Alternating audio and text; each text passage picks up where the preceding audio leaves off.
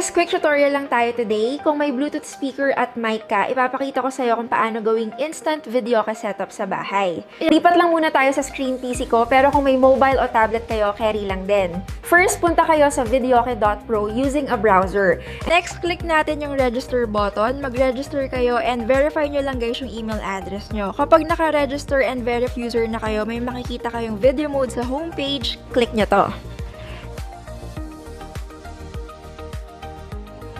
Now, nandito na tayo sa video mode screen. So, ayusin ko lang yung player controls.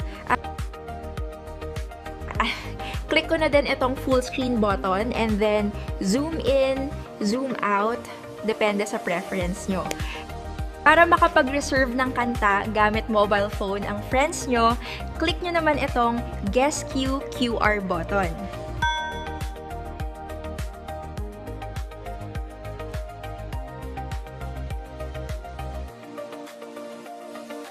As you can see guys, nagre-reserve na ko ng suggested songs gamit ang mobile phone.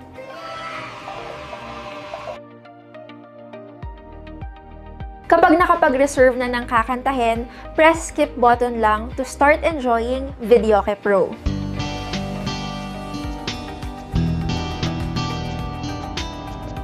Explore nyo na lang guys, at mas maganda kung naka-super premium kayo to unlock premium features, super mura lang naman. And yun guys, thank you! Download or visit videoke.pro now. Videoke Pro nga ne!